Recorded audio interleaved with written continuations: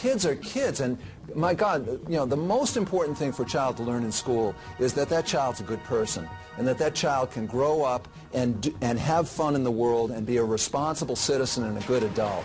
And I think if we get back to that idea, we're going to do a lot. But this idea that some, you know, double-digit percentage of our children need medicine, I think we're just spitting in Mother Nature's face, and we're not listening. Raising a child requires attentive presence. We have relinquished the kind of personal and direct care that actually utilizes the energy of our children for positive purposes. We're not capturing their energy creatively, and instead, oftentimes what we're doing is stifling it. Now, I'm not saying that sometimes for extremely out of control hyperactive kids, use of some carefully monitored psychological or chemical intervention is unwarranted. But what I am saying is that there's a tremendous overuse of that chemistry. Here in Ritalin Nation, more than 1 in every 30 Americans between 5 and 19 years old have a prescription for methylphenidate to control their behavior. Use of stimulants have become so commonplace in Atlanta that at least 1/3 of their male students use Ritalin, Adderall, or Concerta daily. Throughout Georgia, thousands of school-aged girls took up the habit also. Brooke Reynolds was one of them. When teachers would come to me and say, oh, I have concerns about student A, and they would throw out diagnoses such as, I'm wondering if they have attention deficit disorder, or, whatever diagnosis they had heard on Dateline the night before, I would have to kind of talk to them about, what that really meant and how they might want to address it in the classroom. Given today's educational settings, it's very difficult for teachers if they have children who are a little bit disruptive or who don't seem to be paying attention. And so all this pressure that's being put on teachers today then gets transferred to the kids who don't quite fit the typical classroom model student that we want, the student who's sitting in their chair, eyes at the teacher or at the blackboard, that kind of profile. I have such children referred to me by their schools and by their family practitioners, having been sent there by their schools, and I saw these children. I myself would take a careful history, do a careful exam. I could find nothing wrong with them, and yet they were being called abnormal, diseased, chemically imbalanced by, of all persons, school teachers.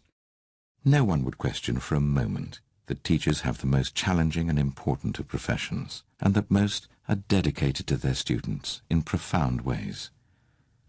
Others, however, seem to practice medicine without a license by routinely diagnosing children as ADHD, based on vague behavioral traits. All too often, parents have been accomplices in this troubling and historic cultural shift.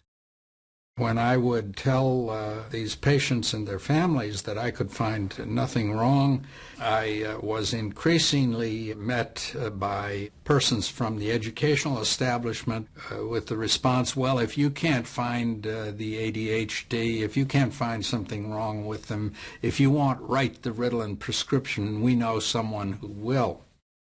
Over the course of the past 8 years, I've come into conflict with outside professionals or even other school psychologists who often make that recommendation that the child be evaluated by a pediatrician for medication.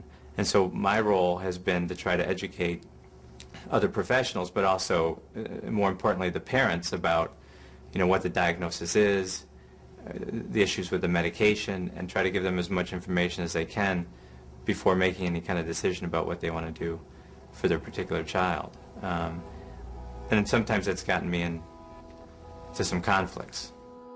Oftentimes, the report comes home from a teacher that little Johnny has this disorder or that disorder.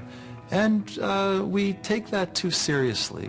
We are medicating our healthy, active kids into the ground because it's a good way of babysitting. And in our society, with oftentimes mom and dad out at work, or with mom in the picture and no dad in the picture whatsoever, we just relegate our kids to a lonely existence, sitting on a couch in front of a game. That's the reality.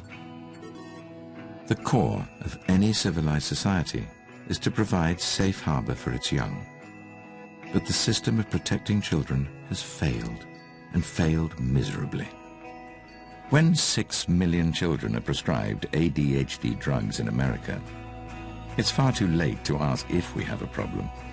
That is all too clear.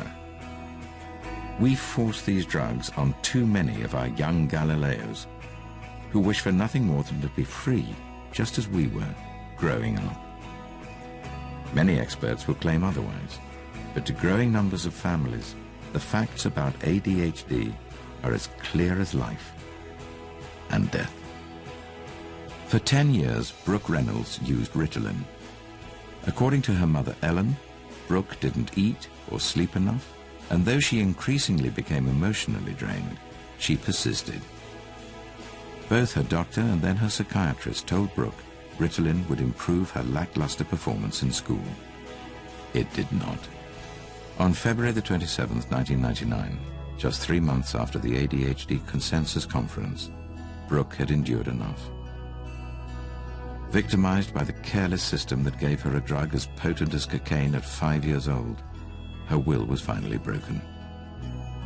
After becoming addicted to Ritalin, the only drug she had ever used, Brooke Reynolds committed suicide. If I had only homeschooled her, Ellen Reynolds said, Brooke would still be alive.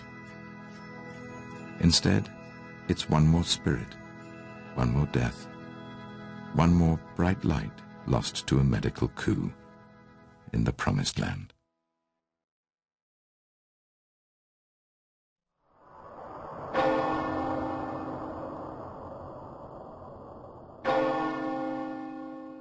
To lose a child is a parent's worst nightmare, an unimaginable pain.